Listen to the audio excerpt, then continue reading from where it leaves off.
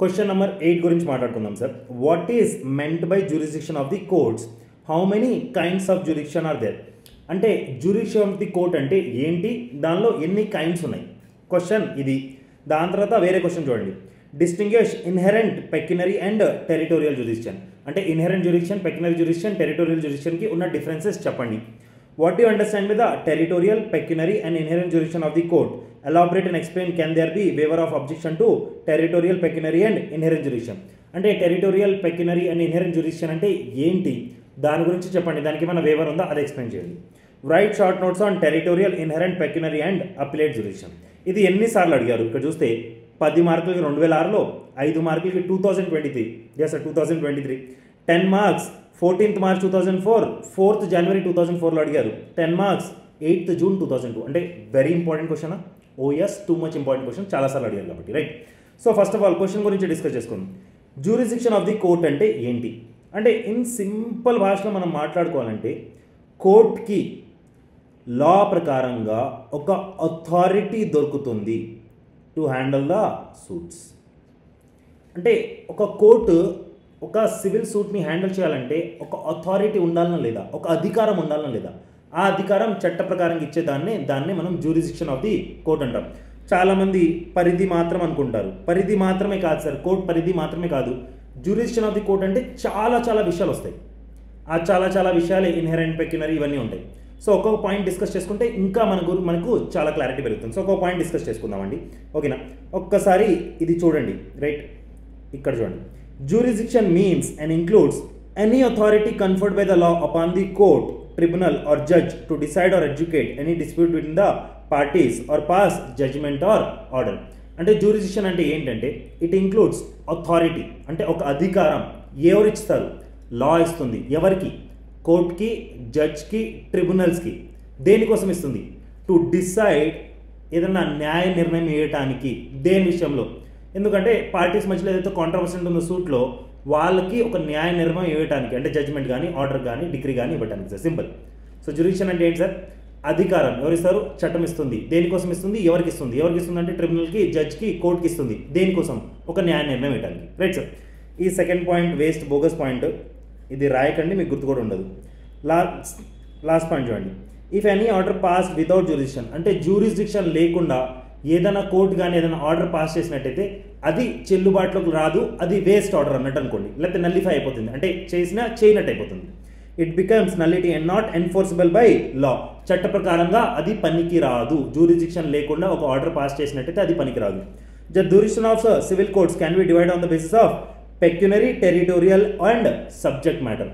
So kinds of jurisdiction గురించి చెప్పారా, అంటే డివైడ్ చేయబడింది అనేసి. ఎలా డివైడ్ చేయబడింది? Kinds of jurisdiction of the court. ఎన్ని కైండ్స్ ఉంటాయి జ్యూరిస్డిక్షన్ ఆఫ్ ది కోర్ట్స్కి? సో జనరల్గా అయితే చాలా ఉంటాయి sir, but these 4 are very much important. ఇది ఎగ్జామ్లో రాస్తే సరిపోతుంది. ఏమేమి కైండ్స్ అది? సెక్షన్ నెంబర్ 6 ప్రకారంగా పెక్యునరీ జ్యూరిస్డిక్షన్, సెక్షన్ నెంబర్ 9 ప్రకారంగా subject matter jurisdiction, section number 96, 112, ఇక్కడ సెక్షన్ నెంబర్ 3 కూడా కోట్ చేయండి, original and appellate jurisdiction, section number 15 to 20 territorial jurisdiction. మరి ఏంటి జ్యూరిస్డిక్షన్ అంటే? కోర్టుకి ఏదైతే అధికారం వస్తుందో అది వాల్యూ ఆఫ్ సూట్ మీద, వాల్యూ ఆఫ్ ది సూట్ మీద. Right sir. సో ఇక్కడ స్టేజెస్ ఉన్నాయి. పెక్యునరీ జ్యూరిస్డిక్షన్ సెక్షన్ నెంబర్ 6 రిఫర్ చేయాలి. అలానే సివిల్ కోర్ట్స్ యాక్ట్ కూడా చూడాలి, బికాస్ సివిల్ కోర్ట్స్ యాక్ట్లో చాలా క్లియర్గా చెప్పారు, అంటే ఎంత వాల్యూ సూట్ ఉంటే ఏ కోర్టుకి సంబంధించింది అనేసి. సార్ ఇక్కడ స్మాల్ కాజెస్ కోర్ట్ అని చెప్పాను నేను ఫస్ట్. స్మాల్ కాజెస్ కోర్ట్ ఇక్కడ less than or equal to 10,000 అని రాసుకోండి, బికాస్ యాజ్ ఆఫ్ నౌ 10,000 ఉంది. అప్డేట్ అయింది అనుకున్నాం సార్ మనం 25,000, బట్ ఇప్పుడు దాకా బుక్స్లో ఎక్కడ కనిపించట్లేదు. So better mention 10,000 rupees only. Junior civil judge కోర్టుకి ఎంత అర్హత ఉంటుందంటే less than or equal to 20 lakhs. అలానే సీనియర్ సివిల్ జడ్జ్కి 20 lakhs to 50 lakhs. డిస్ట్రిక్ట్ కోర్ట్కి more than or equal to 50 lakhs. So this is the value బేసిస్లో ఒక కోర్టుకి ఇచ్చే jurisdiction which is known as the pecuniary jurisdiction. అంటే simple, 10,000 ఇక్కడ 10,000 అని పెట్టుకోండి సార్, బెటర్. Right sir. 10,000 ఉంటే small cause court, junior civil judge court ఉంటే less than or equal to 20 lakhs, senior civil judge court ఉంటే more than equal to 20 lakhs, less than equal to 50 lakhs, and obviously district court ఉంటే more than equal to 50 lakhs. This is pecuniary jurisdiction. Right sir. Next section number 9 subject matter jurisdiction. ఒక suit వేస్తున్నామంటే obviously దానిలో subject matter ఉంటుందా? Subject matter అంటే ఏంటి? ఏదైతే matter మీద సమస్య నడుస్తుందో సార్, మూవల్ ప్రాపర్టీ అవ్వచ్చు, ఇమ్మూవల్ ప్రాపర్టీ అవ్వచ్చు. Right sir. ఇవన్నీ సబ్జెక్ట్ మ్యాటరా కదా? Correct not sir? So section number 9 చెప్తుంది కోర్ట్స్కి ప్రతి సివిల్ సూట్ని నడిపే అర్హత ఉంటుంది, వాళ్ళు నడపాలి కూడా, అంటే unless until expressly or impliedly barred. So section number 9 ఏం చెప్తుందంటే ప్రతి సివిల్ కోర్టు సివిల్ సూట్ని ట్రయల్ చెయ్యాలి unless expressly or impliedly barred. ఇంత రాసిస్తే super good. Next original and applied jurisdiction. అంటే ఆబ్వియస్లీ ఒరిజినల్ జ్యూరిస్డిక్షన్ అంటే ఫస్ట్ ఏ కోర్టులో అయితే మనం సూట్ ఫైల్ చేస్తాము. అప్లైడ్ జ్యూరిస్డిక్షన్ అంటే దానికన్నా పైన ఉన్న కోర్ట్సా. సో దీనిలో 2 సెక్షన్స్ ఇన్వాల్వ్ అవుతాయి. Section number 3 2 sets of questions అనుకోండి. Section number 3 and section number 96 to 112. Section number 96 to 112 దేని గురించి మాట్లాడుతుంది సార్? అపీల్స్ గురించి మాట్లాడుతుంది. And obviously 96 to 112 part number 7. Section number 3 దేని గురించి మాట్లాడుతుంది? సబార్డినేషన్ ఆఫ్ కోర్ట్స్ గురించి మాట్లాడుతుంది. రైట్ సార్, మీకు గుర్తుంటే నేను అక్కడ ప్రాపర్గా బొమ్మ గీసి మరి చూపించాను. సుప్రీం కోర్ట్, దాని కింద హైకోర్ట్, దాని కింద డిస్ట్రిక్ట్ కోర్ట్, ఇటు చూస్తే civil court senior division, civil court junior division, ఇటు చూస్తే court of small causes. Actually court of small causes అన్నిటికన్నా కింద వస్తుంది. దాని కింద సివిల్ కోర్ట్ జూనియర్ డివిజన్, దానికన్నా కొంచెం పైకి వెళ్తే సివిల్ కోర్ట్ సీనియర్ డివిజన్, దానికన్నా కొంచెం పైకి వెళ్తే డిస్ట్రిక్ట్ కోర్ట్, దానికన్నా కొంచెం పైకి వెళ్తే హైకోర్ట్. మీరు లాజికల్ ఇంకొక విషయం కూడా చెప్తాను చూడండి. జూనియర్ సివిల్ జడ్జ్ కోర్ట్కి అలానే సీనియర్ సివిల్ జడ్జ్ కోర్ట్కి జూనియర్ సివిల్ జడ్జ్ కోర్ట్కి ఓన్లీ ఒరిజినల్ జ్యూరిస్డిక్షన్ ఉంటుంది. అంటే వీళ్ళకి అప్పీలేట్ జ్యూరిస్డిక్షన్ ఉండదు. అంటే వీళ్ళకాడ అప్పీల్ రాదు సార్. అంటే ఈ కోర్ట్ నుంచి పై కోర్ట్స్కి వెళ్తారు కానీ ఆబ్వియస్లీ ఆ కోర్ట్స్ నుంచి కిందకి అయితే రాదు కదా. మీరు ఏమనుకుంటారు సీనియర్ సివిల్ జడ్జ్ కోర్ట్కి ఎందుకు లేదంటే లేదు, అపీల్స్కి ఈ కోర్ట్స్ దగ్గరికి అసలు వెళ్ళరు. సో ఒరిజినల్ జ్యూరిస్డిక్షన్ మాత్రం ఉంటుంది. అలానే డిస్ట్రిక్ట్ కోర్ట్కి హైకోర్ట్కి ఒరిజినల్ జ్యూరిస్డిక్షన్ కూడా ఉంటుంది, అలానే ఆబ్వియస్లీ అప్పీలేట్ జ్యూరిస్డిక్షన్ కూడా ఉంటుంది. అంటే ఇక్కడ ఏమైనా సమస్య తీరలేదంటే ఆబ్వియస్లీ పై కోర్ట్కి వెళ్ళి అప్పీల్ చేసుకోవచ్చు. That is high court and district court. గుర్తుంటుంది అనుకుంటా. So whenever you are quoting original and appellate jurisdiction obviously section number 3 quote చేయాలి, సెక్షన్ నెంబర్ 96 to 112 కోట్ చేయాలి, పార్ట్ నెంబర్ 7 అపీల్స్ గురించి మనం మెన్షన్ చేయాలి. Right sir. What is this territorial jurisdiction? జనరల్గా ఇది area బట్టి, అంటే జనరల్గా మీరు చూస్తే ప్రాపర్టీ ఎక్కడైతే లొకేట్ ఉందో అక్కడ కోర్టులో వేసుకోవాలని చెప్తారు. అంటే జోగ్రాఫికల్ లిమిట్స్ అనుకుంటాం సార్ మనం, అంటే ఏరియా బట్టి. For example if I'm at Hyderabad, నా ప్రాపర్టీ హైదరాబాద్లో ఉంది, నా సమస్య హైదరాబాద్ కోర్టులోనే కదా వేస్తాను. ప్రాపర్టీ ఎక్కడ ఉంది? ప్రాపర్టీ హైదరాబాద్లో ఉంది. సో ఏ కోర్టులో వేస్తారు? ఆబ్వియస్లీ హైదరాబాద్ కోర్టులో వేస్తారు. దట్ ఈస్ జోగ్రాఫికల్ లిమిట్స్ అంటాం మనం, territorial jurisdiction. Simple and logic. దీనిలో ఏం సెక్షన్స్ ఉంటాయంటే సెక్షన్ నెంబర్ 15 to 20. నేను అప్పుడు కూడా క్లాస్లో మీకు ఇదొక స్మాల్ చార్ట్ ఇచ్చేసాను to remember all the stuff. Section number 15కి ఆబ్వియస్లీ సమ్మరీ, 16కి సమ్మరీ, 17కి సమ్మరీ, 18కి సమ్మరీ, 19కి సమ్మరీ, 20కి సమ్మరీ. ఇవన్నీ ఇక్కడ చెప్పి మిమ్మల్ని బోర్ చేయండి. Right, let's continue with proper answer. ఇప్పుడు చెప్పింది మాత్రమే, ఇప్పుడు నేను ఇక్కడ ఏదైతే చెప్పానో అది మ్యాటర్గా కింద రాశారు. ఒక్కసారి చదివి మనం చూసుకుంటాం సార్. ఇక్కడ ఏమైనా కన్ఫ్యూజన్ వస్తే obviously in future we will discuss. Right, obviously first ఏదైతే ఉండదు sir pecuniary jurisdiction. Pecuniary jurisdiction ఏం చెప్పాను? వాల్యూ బట్టి మనము ఆబ్వియస్లీ ఏ కోర్టులో ఫైల్ చేయాలని ఆబ్వియస్లీ గుర్తుపెట్టుకుంటాం. రైట్, ఎక్కడ డిస్కస్ చేస్తుందంటే section number 6 and 16 of the APOTS civil codes act, section number 6 of the CPC civil procedure code. పెక్యునరీ jurisdiction section number 6 of the code of civil procedure 1908 and section number 16 of the APOTS civil codes యాక్ట్లో చెప్పింది. So section number code చేయాలంటే OS code చేయాలి. It means the jurisdiction of the court is based on the what sir? Valuation of the suit. అంటే డబ్బుల ప్రకారంగా ఏ కోర్టులో వేయాలి అని చూసుకుంటాం మనం, అంటే ఒక వాల్యూ ప్రకారంగా వేసుకుంటాం sir. Right, according to section number 6 of the CPC every court must act with in it's పెక్యునరీ jurisdiction. Section number 6 ప్రకారంగా ప్రతి కోర్టు వాళ్ళ ఒక పెక్యునరీ జ్యూరిస్డిక్షన్ అంటే వాల్యూ ఆఫ్ ది సూట్ని బట్టే వాళ్ళు సూట్ తీసుకోవాలి. అంటే జూనియర్ సివిల్ జడ్జ్ కోర్ట్ వచ్చేసి 60 లక్షలు 70 లక్షల మ్యాటర్లు తీసుకోకూడదు, ఎందుకంటే 60-70 లక్షల మ్యాటర్ అయితే డిస్ట్రిక్ట్ కోర్ట్ తీసుకోవాలి. The pecuniary jurisdiction differs from state to state and is governed by the civil court acts of the respective state. ఈ పెక్యునరీ జ్యూరిస్డిక్షన్ అనేది స్టేట్కి డివైడ్ అవుతుంది. ఇది మన స్టేట్కి సంబంధించింది, ఏపీకి, ఆంధ్రప్రదేశ్కి, తెలంగాణకి సంబంధించింది. ఈ వాల్యూస్ వేరే స్టేట్లో డిఫరెంట్ వాల్యూ కూడా ఉండొచ్చు. According to APTS civil codes act 1972 the pecuniary jurisdiction of the small cause court, ఇక్కడ మళ్ళీ చెప్తున్నాను ఇది ప్రాక్టికల్గా 25,000 సార్, బట్ ఇప్పుడు దాకా బుక్స్లో 10,000 అనే ఉంది. సో ఐ థింక్ మీరు ఇదర్ 10,000 రాయండి, లేకపోతే ఏం రాయకండి సార్, ఇంకా better. Junior civil judge court, senior civil judge court, district court 100% correct. ఇది మీరు 100% రాయొచ్చు కూడా.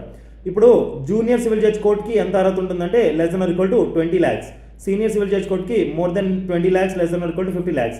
District court more than or equal to 50 lakhs. So simple pecuniary jurisdiction అంటే సెక్షన్ నెంబర్ 6లో, అలానే section number 16 of the APTS civil codes యాక్ట్లో mention చేస్తుంది. Obviously ఇది వాల్యుయేషన్ ఆఫ్ ది సూట్ గురించి చెప్తుంది. And section number 16 of the APTS civil codes act ప్రకారంగా obviously small cause court అయితే 10,000, నేను మళ్ళీ చెప్తున్నాను 10,000. అమెండ్ అయి ఉంటే 25,000 రాసుకోండి, అమెండ్ కాకపోతే 10,000 అనే రాసుకోండి. జూనియర్ సివిల్ జడ్జ్ కోర్ట్ అయితే less than equal to 20 lakhs, senior civil judge court అయితే more than equal to 20 lakhs, but less than equal to 50 lakhs. District court అయితే more than equal to 50 lakhs, right sir. Now let's come to the territorial jurisdiction. Territorial jurisdiction అంటే ఇందాక ఏం చెప్పాను sir, ప్రతి కోర్టుకి ఒక పరిధి ఉంటుంది. ఆ పరిధి లోపల ఏమైనా సమస్య వస్తే ఈ కోర్టుకి వెళ్ళాలి. ఇప్పుడు మనం చూసేది మోస్ట్లీ పరిధుల ప్రకారమే మనం మాట్లాడుకుంటూ ఉంటాం సార్, రైట్ సార్. ఇప్పుడు కూకట్పల్లి ఏదైనా సమస్య జరిగింది అనుకోండి, కూకట్పల్లి కోర్టులో వెళ్తాడు కదా, జమ్మూ కాశ్మీర్కి వెళ్తాడా అయింది జాగ్రఫికల్ లిమిట్, రైట్. ఒకసారి చదువుతాను, అండర్స్టాండ్ చేసుకోవాలి. Territorial jurisdiction also known as the place of suing as provided under sections 15 to 20 of the Civil Procedure Code 1908. Territorial jurisdiction గురించి ఏ సెక్షన్స్ మాట్లాడతారు sir? Section number 15 to 20 of the Civil Procedure Code. The territorial jurisdiction means the geographical limitation within which a court can exercise the power or authority for the purpose of territorial jurisdiction. అంటే geographical limits గురించి చెప్తుంది. అంటే దీని లోపల ఉంటే obviously మీకు అర్హత ఉంటుంది తీసుకోవడానికి. Section number 16 to 20 of CPC deals with the territorial jurisdiction of the court, whereas section number 16 to 18 relates with the immovable property, and section number 19 deals with suit for compensation for wrong to persons or movable property. Section number 20 of CPC residuary provision and covers all cases not falling under section 16 to 19. ఏం లేదు sir, heading of sections mention చేసేసారు. Section ఒక heading రాసుంటే ఇలా mention చేస్తే సరిపోతుంది. Now let's come to the third point. Subject matter jurisdiction. నేను దాకా మీకు చెప్పాను సార్, సబ్జెక్ట్ మ్యాటర్ జ్యూరిడిక్షన్ అంటే సెక్షన్ నెంబర్ 9 గుర్తుపెట్టుకోండి. సెక్షన్ నెంబర్ 9 ఏం చెప్తుందంటే civil courts to try all civil suit unless expressly or impliedly barred. అంటే సివిల్ కోర్ట్స్ సివిల్ సూట్ ప్రతి సివిల్ సూట్ని ట్రయల్ చేయాలి. ఎప్పుడు చేయకూడదంటే ఆబ్వియస్లీ ఎప్పుడైతే అది ఎక్స్ప్రెస్లీ బార్డో లేకపోతే ఇంప్లైడ్లీ బార్డో. క్లాస్లో చెప్పాను, ఎక్స్ప్రెస్లీ బార్డ్ అంటే క్లియర్గా చెప్తారు దీనికి సిపిసి వర్తించదు. ఇంప్లైడ్లీ బార్డ్ అంటే మనం అర్థం చేసుకోవాలి. ఇప్పుడు క్రిమినల్ కేసెస్కి ఆబ్వియస్లీ సివిల్ ప్రొసీజర్ కూడా అప్లై కాదు, కామన్ సెన్స్, అంతేనా? ఇంతే మ్యాటర్ ఉంటుంది, ఎక్కువ ఉండదు. చదువుతాను ఒకసారి. Subject matter jurisdiction or competency of civil code section number 9 of the CPC. ప్రతి దానికి సెక్షన్ కోడ్ చేయాలంటే ఓఎస్ మ్యాండేటరీ కోడ్ చేయాలి, మార్క్స్ వస్తాయి. According to section number 9 of the CPC 1908, the civil courts have jurisdiction to try all civil suits of civil nature unless the cognizance is barred either expressly or impliedly barred. The court is expressly barred from hearing cases which they are not supposed to try. A court pronouncing a judgment without having the authority to try the case, the judgment will be held null and void. ఏం లేదు sir, expressly board చేస్తుంటే obviously అలాంటి cases ఆ courts handle చేయకూడదు. First thing, అలా చేసినట్టయితే obviously అవి null and void అయిపోతాయి, అంటే రద్దు అయిపోతాయి అని అర్థం. Next, original and appellate jurisdiction. ఇందాక మీకు చెప్పాను సార్, జూనియర్ సివిల్ జడ్జ్ కోర్ట్కి సీనియర్ సివిల్ జడ్జ్ కోర్ట్కి ఓన్లీ ఒరిజినల్ జ్యూరిడిక్షన్ ఉంటుంది. అంటే ఫస్ట్ సూట్ తీసుకునే అర్హత ఉంటుంది, అప్పీల్ తీసుకునే అర్హత ఉండదు. అప్పీల్ తీసుకునే అర్హత ఏ కోర్ట్స్కి ఉంటుంది అంటే డిస్ట్రిక్ట్ కోర్ట్కి, హైకోర్టుకి ఉంటుంది. మరి వాళ్ళకి ఒరిజినల్ జ్యూరిడిక్షన్ ఉంటుంది అంటే వాళ్ళకి ఒరిజినల్ జ్యూరిడిక్షన్ ఉంటుంది ప్లస్ అప్లేట్ జ్యూరిడిక్షన్ ఉంటుంది. ఏ సెక్షన్ మాట్లాడతారు? Section number 3, section number 96 to 112 appeals part, right sir. So చదువుతాను. Original and appellate jurisdiction section number 3, section number 96 to 12 of the Civil Procedure Code 1908. A court where a suit is instituted for conducting the trial is said to have original jurisdiction. Suits are instituted before these courts based on pecuniary, territorial and subject matter jurisdiction. Where a case is decided on appeal, the court is said to have a appellate jurisdiction. Right? Simple and clean logic. A court of small causes, court of junior civil judge, court of senior civil judge have original jurisdiction only. అంటే small cause court, junior civil judge court, senior civil judge కోర్ట్కి only original jurisdiction మాత్రమే ఉంటుంది. The district court has original and appellate jurisdiction. District కోర్ట్కి original jurisdiction ఉంటుంది, అలానే appellate jurisdiction కూడా ఉంటుంది. A court of senior civil judge may exercise appellate jurisdiction when it is so conferred on it by the High Court or District Court. అప్పుడప్పుడు కొన్ని సందర్భాల్లో senior civil judge court ఉంది కదా, దీనికి జనరల్గా ఒరిజినల్ జ్యూరిడిక్షన్ మాత్రమే ఉంటుంది. బట్ అప్పుడప్పుడు కావాలనుకుంటే డిస్ట్రిక్ట్ కోర్ట్ కానీ హైకోర్టు కానీ వీళ్ళకి విశేష అధికారం ఇచ్చి వీళ్ళని అప్పీల్స్ తీసుకునేటట్టు కూడా చేయొచ్చు. బట్ ఆ సందర్భంలో మాత్రమే, otherwise there is only original jurisdiction. High court and supreme court have appellate jurisdiction, ఇది అందరికీ తెలుసులే కానీ కరెక్ట్. నెక్స్ట్ 5th పాయింట్ వచ్చేసి ఇన్హెరెంట్ జ్యూరిడిక్షన్. ఇన్హెరెంట్ జ్యూరిడిక్షన్ అంటే కొన్ని సందర్భాల్లో కోర్ట్స్కి చాలా పవర్స్ ఉంటాయి సార్. వాళ్ళకి ఏమైనా అనిపించింది అనుకోండి, జనాలు ప్రాసెస్ని మిస్యూజ్ చేస్తున్నారు, లీగల్ ప్రొసీడింగ్స్ని డిలే చేయడానికి ట్రై చేస్తున్నారు, దానిలో ఏమైనా స్టెప్స్లో ప్రాబ్లం అవుతుందంటే దాన్ని తక్కువ చేయడానికి, జనాలకి కన్వీనియన్స్ చేయడానికి, ఫేర్ అండ్ క్లియర్గా జస్టిస్ ఇప్పించడానికి కోర్టులు అప్పుడప్పుడు ఈ పవర్ని వాడతాయి sir, which is known as the inherent jurisdiction. అంటే కోర్ట్స్కి అప్పుడప్పుడు చాలా పవర్స్ ఉంటాయి, అంటే చెప్పుంటాయి ఈ సందర్భాల్లో కోర్టు ఇన్హెరెంట్ జ్యూరిడిక్షన్ అంటే వాళ్ళకున్న పవర్ని యూస్ చేయవచ్చు అండ్ ఏ సూట్నైనా కానీ తీసుకోవచ్చు. ఇది ఒక ఆయుధంలాగా చెప్పుకోవచ్చు సార్. సో ఒకసారి చదువుతాను సార్, చూడాలి. The court can use its power of inherent jurisdiction in 4 general situation to present అని రాకూడదు సార్, ఇక్కడ ప్రివెంట్ అని రావాలి. To prevent the abuse of the process అంటే కోర్టు ఒక ప్రాసెస్ని ఎవరైనా ఉల్లంఘించి దాన్ని మిస్యూజ్ చేద్దామని ట్రై చేస్తే ఆబ్వియస్లీ కోర్ట్ ఇన్హెరెంట్ పవర్ని యూజ్ చేయొచ్చు. To ensure convenience and fairness in legal proceedings, legal ప్రొసీడింగ్స్కి కన్వీనియంట్గా ఉండేటట్టు అది పర్ఫెక్ట్గా ప్రాపర్గా ఫేర్గా జరుగుతున్నాయో లేదో అని చేయడానికి అప్పుడప్పుడు ఇన్హెరెంట్ జ్యూరిడిక్షన్ యూజ్ చేయొచ్చు. To take steps to reduce judicial proceeding inefficiencies అంటే ఏదైతే జ్యుడిషియల్ ప్రొసీడింగ్స్లో ప్రాబ్లమ్స్ ఉన్నాయో దాన్ని తగ్గించడానికి కూడా ఆ ప్రాబ్లమ్స్ని ఆ స్టెప్స్ని తగ్గించడానికి కూడా జ్యుడిషియల్ ఈ పవర్ని యూజ్ చేయొచ్చు. To act as an aid of the Supreme Court or control of the inferior court or tribunals అంటే సుప్రీం కోర్ట్కి హెల్ప్ చేయడానికి అలానే వేరే కోర్ట్స్కి ఆబ్వియస్లీ యూస్ఫుల్ ఉండడానికి ఇది యూజ్ చేస్తారు. To try any civil case through the power of inherent jurisdiction it needs to comply with the provisions of section number 9 of the CPC. Section number 9 of the CPC అంటుంది sir, ప్రతి civil సూట్ని civil court handle చేయాలి. Correct or not? Unless expressly or impliedly bar. Clear or not? But obviously section number 9 comply చేయాల్సిందే. ఏదన్నా మీరు inherent jurisdiction ఎంత power ఉన్నా కానీ క్రిమినల్ కేసుని తీసుకొచ్చి సివిల్ కేసులో పెట్టలేం కదా సార్ మనం. సో అది చూసుకోవాలి కదా, సివిల్ కేసెస్ని మాత్రమే సివిల్ సూట్స్ని మాత్రమే సివిల్ కోర్ట్స్ హ్యాండిల్ చేస్తాయి. క్రిమినల్ కేసెస్ని కూడా వాళ్ళే హ్యాండిల్ చేస్తాయి. ఇంకా క్రిమినల్ కోర్ట్స్ ఏం చేస్తాయి? Correct or not? దాని తర్వాత ఆబ్వియస్లీ సెక్షన్ నెంబర్ 9 గురించి కొంచెం రాసేస్తే better. Section number 9 of the CPC in this section mention the court can try any civil case and the court is not expressly or impliedly bar from taking the cognizance of the suit. దాని గురించి కొంచెం condition చెప్తాడు sir, ఇది కూడా ఒకసారి చదివేస్తాను just for your understanding. The case tried in the court should be civil. The court should not be expressly or impliedly barred from trying the case. Inherent jurisdiction, section number 20B of the CPC 1908, where there are more defendants in a suit who are residing in the jurisdiction of the different court. The plaintiff may file suit against all the defendants in of the such of the court with the leave of the court. అంతే sir, ఇంతగానే ఎక్కువ చదవకండి. And ఈ judicial principles ఉన్నాయి కదా, ఇది actually next క్వశ్చన్కి వర్తిస్తుంది. అక్కడ క్లారిటీగా చెప్తాను, నథింగ్ టు వరీ. ఓకే, చలో.